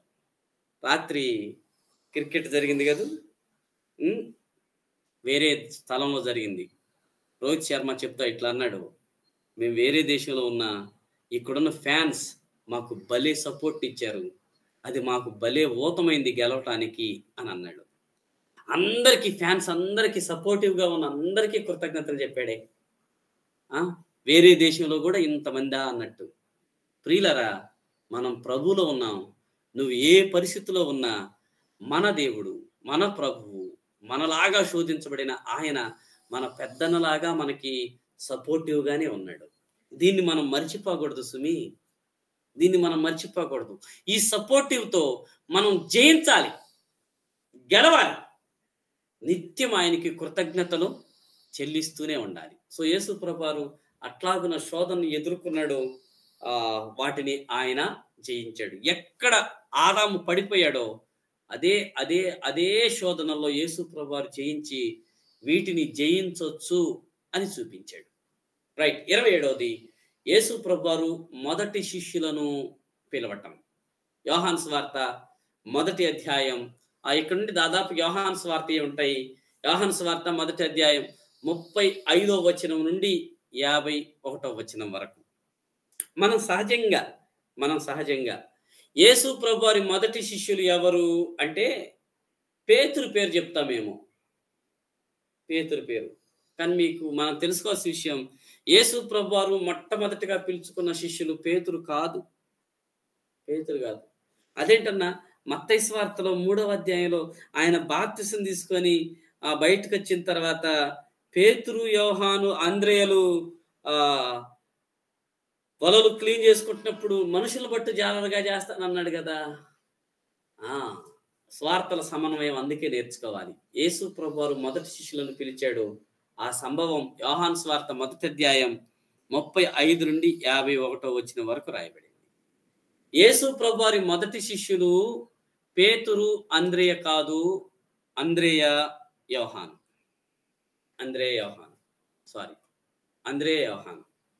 మత్తయి సువార్తలో ఆ విషయం చెప్పబడలేదు, కానీ యోహాను సువార్తలో చెప్పబడింది. 35 నుండి 51 వచనం వరకు మనం చదివితే, బాప్తిస్మిచ్చే యోహాను శిష్యులుగా అంతకు ముందు చాలా మంది ఉన్నారు. ఎందుకని? బాప్తిస్మిచ్చే యోహాను పరిచర్య యేసు ప్రభువారి పరిచర్య కంటే సుమారుగా 6 నెలల ముందు ఆరంభమైంది. ఈ 6 నెలల్లో చాలా మంది దైవ భక్తులు, ప్రభువుని ప్రేమించేవారు, లేఖనాలను ధ్యానం చేసేవారు బాప్తిస్మిచ్చే యోహాను శిష్యులయ్యారు. వారిలో బాప్తిస్మిచ్చే యోహాను శిష్యులైన వారిలో యోహాను ఉన్నాడు, యోహాను సువార్త రాసిన యోహాను ఉన్నాడు, అంద్రేయ కూడా ఉన్నాడు. ఎప్పుడైతే యేసుక్రీస్తు ప్రభువారు బాప్తిసం పొందడానికి వచ్చారో, లోక పాపాలు మోసుకొని పోవు దేవుని గొర్రెపిల్ల ఇదే అని బాప్తిస్మిచ్చే యోహాను చెప్పారు, ఈయనే అని చెప్పారో, యోహాను శిష్యులు ఇద్దరు యేసు ప్రభువారిని వెంబడించారు అని ఈ భాగం చూస్తాం. ఇద్దరు యేసు ప్రభువారిని వెంబడించారు, ఆయన దగ్గరికి వెళ్ళారు, బోధకుడా అని మాట్లాడారు. వారిలో ఒకని పేరు అంద్రేయ అని యోహాను సువార్త 1వ అధ్యాయం 40వ వచనంలో ఉంది. రెండవ అని పేరు రాయలేదు. చాలా మంది అభిప్రాయపడతారు ఆ రెండో వ్యక్తి ఎవరో కాదు, ఈ సువార్త రాస్తున్న యోహానే అని. ఎందుకని? యోహాను సువార్తలో చూడండి, ఎక్కడ యోహాను తనను తాను ఈ సువార్తను రాస్తుంది నేనే అని చెప్పుకోడు, సపరేట్గా చెప్పాడు. యేసు ప్రేమించిన శిష్యుడు యోహాను అన్నాడు, కానీ నేనే ఈ సువార్త రాస్తున్నా నేనే అని తన తాను హైలైట్ చేసుకోవడానికి ప్రయత్నం చేయలేదు. ఆ కారణం చేత యేసు ప్రభువారిని వెంబడించిన మొట్టమొదటి శిష్యులు అంద్రేయ, యోహాను అని చెప్తారు. నిజమే అయి ఉండొచ్చు. వీళ్ళిద్దరు మొదటి శిష్యులు. యేసు ప్రభువారి మొదటి శిష్యులు అంద్రేయ, యోహాను. పేతురు, అంద్రేయ కాదు, దాన్ని గుర్తించాలి. వారు యేసు ప్రభువారిని వెంబడించారు. వారికి అర్థమైంది. ఎట్లా వెంబడించారట? ఎట్లా వెంబడించారు? ఆ మాట ఉంది. ఇది మనం తెలుసుకోవలసిన మాట. 41వ వచనాన్ని మనం చూద్దాం. చూడండి 41. యోహాను సువార్త 1వ అధ్యాయం 41. ఇతడు మొదట తన సహోదరుడైన సీమోను చూచి, మేము మెస్సియాను కనుగొంటిమని అతనితో చెప్పి యేసు వద్దకు అతని తోడుకొని వచ్చెను. చాలమ్మ చాలు. అతను వాడిన మాట చూడండి. మేము మెస్సయ్యను కనుగొంటిమి. మేము మెస్సయ్యను కనుగొన్నారు అంటే అంతకుముందు వాళ్ళు ఏం చేశారు? వెతుకులాడారు. వెతుకులాడిన వాళ్ళకే కదా కనుగొన్నాము అనే పదం వాడతారు. అంటే వాళ్ళు ప్రయాసపడ్డారు, వెతికారు. ఇప్పుడు ఆయన కనుగొన్నారు. ఎవరన్నా చెప్పారా? చెప్పింది కాదు. వాళ్ళు యేసు ప్రభువుని చూసి ఒక మాట అన్నారు. బోధకుడా, నీవెక్కడ కాపురం ఉన్నావు అని అడిగితే యేసు ప్రభువు చెప్పిన మాట 38వ వచనంలో, వచ్చి చూడండి అన్నాడు. వాళ్ళు వెళ్ళారు, చూచారు. 39వ వచనంలో, వాళ్ళు ఆయన కాపురం ఉన్న స్థలమును చూచి ఆయన యొద్ద బస చేసిరి. ఆయన ఆ సమయంలో 4 గంటల సమయం అయిందట. కొద్ది రోజులు ఆయన దగ్గర వాళ్ళు నివాసం ఉన్నారు. అప్పుడు వాళ్ళు కనుగొన్నారు. ఆయన జీవితాన్ని దగ్గరగా చూసి, ఆయన విధానాన్ని దగ్గరగా చూసి ఈయనే మెస్సయ్యా అని వాళ్ళు కనుగొన్నారు. ప్రభునందు ప్రియులరా, మనం కూడా ఒక రకంగా చెప్పాలంటే భక్తి విషయంలో ఫస్ట్ హ్యాండ్ బిలీవర్స్గా ఉండాలి. ఫస్ట్ హ్యాండ్ బిలీవర్స్గా అంటే డైరెక్ట్గా ఆయన్నే రుచి చూచిన వ్యక్తులముగా, ఆయన్నే తెలుసుకున్న వ్యక్తులంగా ఉండాలి. ఈ రోజున చాలాసార్లు క్రైస్తవ భక్తి ప్రపంచంలో ఫస్ట్ హ్యాండ్ బిలీవర్స్ తక్కువైపోయారు. డైరెక్ట్ బిలీవర్స్ తక్కువైపోయారు. ఇండైరెక్ట్ బిలీవర్సే ఎక్కువ. నువ్వు యేసు నీకు ఎంత తెలుసు అంటే, మా అన్న ఎన్ని చెప్తాడో తెలుసా, ఆయన చాలా విషయాలు నాకు బోధించాడు యేసు ప్రభు గురించి, ఆయన ద్వారా నేను చాలా నేర్చుకున్నాను. ఓ వెరీ గుడ్, ఆయన ద్వారా నేర్చుకున్నావు, గుడ్. మరి నువ్వు నీ స్వప్రయత్నాలు ఎంత నేర్చుకున్నావు? నీవు దేవుని గురించి వ్యక్తిగతంగా ఎంత నేర్చుకున్నావు? ఎప్పుడు ఇతరుల మీద ఆధారపడమేనా? నీ వ్యక్తిగత సంగతి ఏంటి అన్న? వాళ్ళంటే దైవ సేవకులు అన్న, వాళ్ళకి దేవుడు స్పెషల్ ఎవరు చెప్పారు? దైవ సేవకులకి ప్రత్యేక అభిషేకం, విశ్వాసులకి ప్రత్యేక అభిషేకాలు ఉండవు. ఎవరు చెప్పారు? అంటే దేవుడు ఎంత స్వార్థపరుడబ్బా. సేవకులకేమో ఆయన ఒక రకంగాను, విశ్వాసులకేమో ఆయన మరొక రకంగాను ఉంటాడా? అమ్మా జాగ్రత్తగా ఈ మాట వినండి. ఈ మాట చెబుతుంది కూడా ఒక సేవకుడే. ఆయన నా విషయంలో ఎట్లా ఉంటాడో, సంఘ సేవకుని విషయంలో ఎలా ఉన్నాడో, విశ్వాస విషయంలో కూడా అలాగే ఉన్నాడు. అందుకే కదా యేసు ప్రభువారు చనిపోయినప్పుడు దేవాలయపు తెర పై నుండి కిందకి చిరిగెను. ఎందుకు ఆ మాట రాయబడింది? ఆ తిరిగిన చెరలో యాజకులు మాత్రమే ఆవరణం బయటుండి మందసాన్ని చూడగలరా? భక్తులు చూడలేరంటారా? యాజకునికి ఎట్లా కనపడుతుందో వచ్చిన భక్తునికి కూడా అట్లాగే కనపడుతుంది. అంటే అందరూ ఆయన కృపాసనం యొద్దకు ధైర్యంగా వెళ్ళొచ్చు, డైరెక్ట్గా ఆయన తెలుసుకోవచ్చు. యోహాను చెప్పిన మాట, అంద్రే చెప్పిన మాట మనం చెప్పాలి. మేము ఆయన్ని కనుగొన్నాము, వ్యక్తిగతంగా కనుగొన్నాం. ఇదెవరో బాప్తిస్మ ఇచ్చి యోహాను చెప్పాడని కాదు. కనుక మనం ఫస్ట్ హ్యాండ్ భక్తులముగా ఉండాలి. నేను ఒక స్టోరీ విన్నాను. ఈ రోజున చాలా మంది అట్లాగే ఉన్నారు. ఒక పాస్టర్ గారు ఉన్నారు, ఒక సేవకులు. ఆయన వేరే ప్రాంతంలో సేవకు వెళ్ళారు. కొద్ది రోజుల తర్వాత ఆయన తన సొంత ఊరికి వచ్చారు. అక్కడికి వచ్చిన తర్వాత పాస్టర్ గారు ఎట్లా ఉన్నారో, అమ్మగారు ఎట్లా ఉన్నారో చూద్దాం అనుకున్నారు. మా తల్లి మమ్మల్ని ఆధ్యాత్మికంగా బలపరిచింది, ఆమె చేతి భోజనం ఎన్నోసార్లు తిన్నాం. అయితే పాస్టర్ గారు ప్రభు దగ్గరికి వెళ్ళారు, అమ్మగారు ఒంటరిగా ఉంటున్నారు ఇంటి దగ్గర చర్చి పనులు చూసుకుంటూ. పెద్ద వయసు, వచ్చాం కదా అమ్మగారిని కలిసి ఆయన చూసి మాట్లాడి వెళ్దాం అనుకొని ఈయన పాస్టర్ గారిని చూడడానికి, అమ్మగారిని చూడడానికి వెళ్ళారు. అమ్మా అమ్మా అని పిలిచారు, వినబడలా. మొత్తానికి ఉన్న స్వతంత్రం మీద లోపలికి వెళ్ళారు. వెళ్ళి చూస్తే ఆ మంచం మీద అమ్మగారు లేరు. ఈయనకి అర్థమైంది. అమ్మగారు పెద్ద వయసు కదా, వాష్రూమ్కి ఏమైనా వెళ్ళారని చెప్పి ఆ పక్కనే కుర్చీ ఉంటే కుర్చీ మీద కూర్చున్నాడు. ఆయన కూర్చొని కాసేపు చూస్తా ఉన్నాడు. ఈలోపు ఆ కుర్చీ పక్కన చిన్న టేబుల్ ఉంది. ఆ టేబుల్ మీద ప్లేట్ ఉంది. ఆ ప్లేట్లో వేరుశనగ విత్తనాలు ఉన్నాయి. వేరుశనగ విత్తనాలు చిన్నగా ఖాళీగా ఉన్నారు కదా, స్వతంత్రం మీద ఆ వేరుశనగ విత్తనాలను తీసుకొని మామూలుగానే ఒక్కోటి నోట్లో వేసుకుంటా కూర్చున్నాడు. తిన్నాడు, మొత్తం తినేసాడు. మొత్తానికి అయిపోయింది. కాసేపటికి అమ్మగారు బాగానే వచ్చారు. ఎప్పుడొచ్చాను ఆయన? అమ్మా వందనాలమ్మా, ఎలా ఉన్నారు, ఆరోగ్యం ఎట్లా ఉందమ్మా? నేను బాగానే ఉన్నాను అని అంతా మాట్లాడుతూ ఉన్నారు. ఈలోపు మాటలు ఏం చేస్తున్నారమ్మా, మీ ఆరోగ్యం ఎట్లా ఉంది? ఏముంది నాయన, ఇందాకే ప్రార్థన చేసి కూర్చున్నాను. నీకు తెలుసు కదా నాకు స్వీట్ అంటే బాగా ఇష్టం అని తెలుసు కదా. అయితే పెద్ద వయసు వచ్చేసింది, పళ్ళన్నీ ఊడిపోయినాయి, తినలేను. మొన్నే సలోమి వస్తూ కాస్త అదే వేరుశనగ విత్తనాల మీద స్వీట్ ఉంటుంది కదా, హాట్ స్వీట్ లాగా వేరుశనగ విత్తనాల మీద పాకం వేసేసి అవి ఉంటాయి కదా, అవి తీసుకొచ్చింది. నేను ఎట్టా నవ్వలేను కదా, అందుకని ఆ స్వీట్ పెట్టుకొని కొంచెం తుంపటం, నోట్లో వేసుకొని ఆ పైన ఉన్న స్వీట్ అంతా కరిగిపోయిన తర్వాత పప్పు నవ్వలేను కదా, ఇది ఆ ప్లేట్లో పెట్టాను ఆయన అందంట. మీకు అర్థమైంది అనుకుంటున్నాను నేను.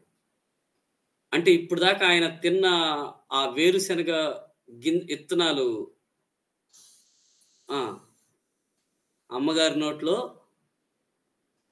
ఆమె జుబికి ఆ పైన ఉన్న స్వీట్ అంతా ఆమె తీసుకొని ఆ నోట్లో దాన్ని నవ్వలేక పక్కన పెట్టి వచ్చి అయ్యగారు తిన్నారనమాట. ఈ ఉదాహరణ ఎందుకు చెప్పామంటే, ఈ రోజున చాలా మంది వాక్యాన్ని ఇట్లాగే తీసుకుంటున్నారు. అది వేరే వాళ్ళు ఇట్లాగే తీసుకుంటున్నారు. ఇది సరైన పద్ధతి కాదు. అనంటే వేరే వాళ్ళు చెప్పినవి తీసుకోకూడదు కదా, అంటే మీరు చెప్పింది కూడా మేము వినకూడదు కదా అని అంటామేమో. జాగ్రత్త వినాలి. మనం బయట వాళ్ళు చెప్తుంది విని మనకై మనం దేవుని తెలుసుకునే విషయంలో ప్రోద్బలం పొందాలి, ప్రేరణ పొందాలి. అరే వీళ్ళు ఇన్ని విషయాలు దేవుని వాక్యం నుండి ధ్యానం చేసి నేర్చుకుంటే నేనెందుకు నేర్చుకోకూడదు, నేనెందుకు తెలుసుకోకూడదు? వాక్యాన్ని గూర్చినటువంటి వ్యక్తిగత అనుభవం మనకు అవసరం. అందుకే పేతురు పత్రికలు చదవండి. ఆయన్ని గూర్చిన అనుభవ జ్ఞానం అనే పదం ఎక్కువ వాడతాడు. కనుక ప్రభునందు ప్రియులారా, మనందరికి బాగా తెలుసు యెహోవా దయాళుడని. ఆయనను రుచి చూసి తెలుసుకొనుడి. అది ఆ మాట. ఏమండి, రుచి ఎవరికి వాళ్ళు చూడాలి, కానీ నేను రుచి చూసి బాగానే ఉంది తమ్ముడు అంటే బాగానే ఉందంటండి అని నువ్వు చెప్తే ఉపయోగం లేదు. కనుక ప్రియులారా, సమయాన్ని కేటాయిద్దాం. మీకు మాట చెప్పాలి, బిజీ ప్రపంచంలో ఉన్నాం మనం, తెలుసా? 24 గంటలు సరిపోవట్లేదు. ఇంకో 2 గంటలు పెరిగితే బాగుండేమో అనిపిస్తుంది. అందరి పరిస్థితి అలాగే ఉంది. సరిపోవడం లేదు. బిజీ, చాలా బిజీ. ఈ బిజీలో పడి మనం దేవుని వాక్యానికి, దేవునితో సహవాసానికి అన్యాయం చేస్తున్నాం. జాగ్రత్త. ఈ విషయంలో మనం జాగ్రత్త పడాలా. అన్నా, మీరంటే ఉద్యోగస్తులన్నా, మీరంటే సేవకులన్నా, మీకు సమయం చాలా దొరుకుద్ది. మరి మేము ఉద్యోగం చేస్తున్నాం, పిల్లలు, ఇవన్నీ. అవునా? ఎంత చెట్టుకి అంత గాలి. జాగ్రత్త మాట్లాడండి. ఎంత చెట్టుకి అంత గాలి.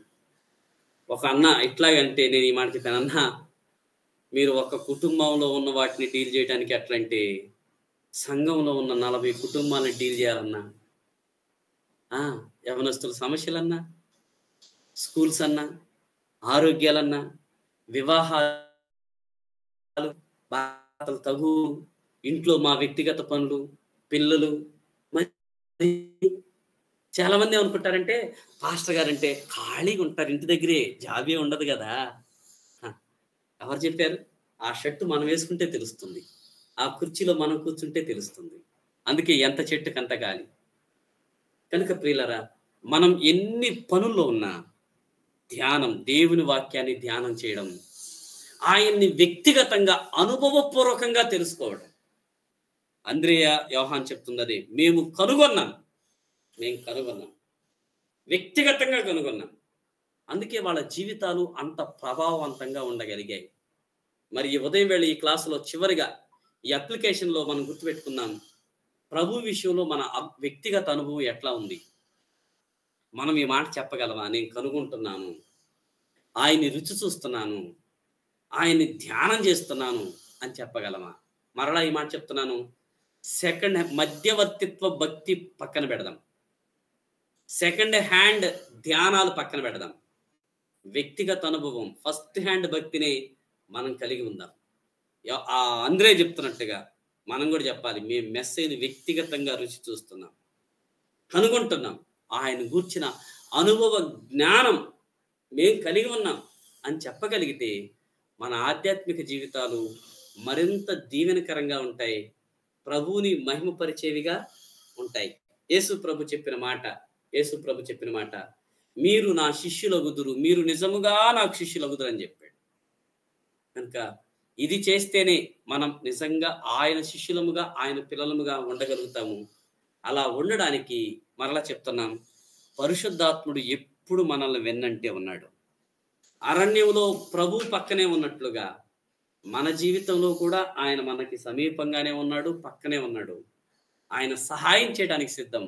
ఆయన సహాయం తీసుకొని శోధనలైనా ఏదైనా సరే ప్రభు సహాయం సమృద్ధిగా మనకుంది. ఆయన గురించిన వ్యక్తిగత జ్ఞానం విషయంలో అనుభవపూర్వకంగా ముందుకు వెళ్దాం. ప్రభు వాక్యం చేత పోషించబడదాం. అట్టి కృప పరిశుద్ధాత్ముడు మనందరికీ సమృద్ధిగా ఇస్తున్నాడు. మనం కూడా సమృద్ధిగా ఒడిసి పట్టుకుందాం గాక. Thank you. ఇంతటితో ముగిద్దాం. రేపటి ఉదయం ఈ భాగాన్ని మరలా మనం కొనసాగిద్దాం. Thank you.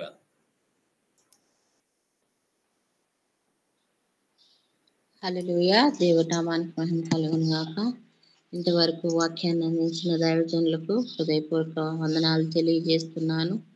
మరి మొదటి శిష్యులుగా మరి ఎవరున్నారు అంటే ఆంద్రేయ, యోహాన్ గారు ఉన్నారని మరి ఆయన్ని కనుగొనే విధానాన్ని బట్టి మరి దైవజనులు మనకి వర్తమానాన్ని అందించారు. అలాగే మరి ఒకరు చెప్పింది కాకుండా మనం కూడా దేవుని యొక్క మాటలు ధ్యానించినప్పుడు, ఆయన వాక్యాన్ని చదివినప్పుడే మనం కూడా అందుని విషయాలు ఒక్కొక్కరు ఒక్కొక్క రీతిగా మరి గమనించగలుగుతారు. కనుక మరి రుచి చూచి ఎరిగి తిని అన్న మాట వాళ్ళు అనుభవించినప్పుడే చెప్పగలిగారు. ప్రతి ఒక్కరం కూడా మన జీవితాల్లో దేవుని యొక్క మాటలు ధ్యానించుకునే వారంగా ఉన్నప్పుడు మనం కూడా ఆ రుచి ఏంటో చూడగలుగుతామని దైవజనులు అందించిన వర్తమానాన్ని మరొకసారి హృదయపూర్వక వందనాలు తెలియజేస్తున్నాను. శరీరాశ, నేత్రాశ లోకంలో ఉన్నది కాబట్టి ఆ జీవపుడంబములను మనం కూడా గెలుచుకునే వారంగా మరి దేవుడు ఏ విధంగా అయితే జయించాడో అలాగా మనం కూడా జయించగలిగే వారంగా ఉండాలని దైవజనులు చెప్పిన వాక్యాన్ని బట్టి వందనాలు తెలియజేస్తున్నాను. విన్న వారిలో నుంచి ఒకరు వాక్యం గురించి ప్రార్థించండి.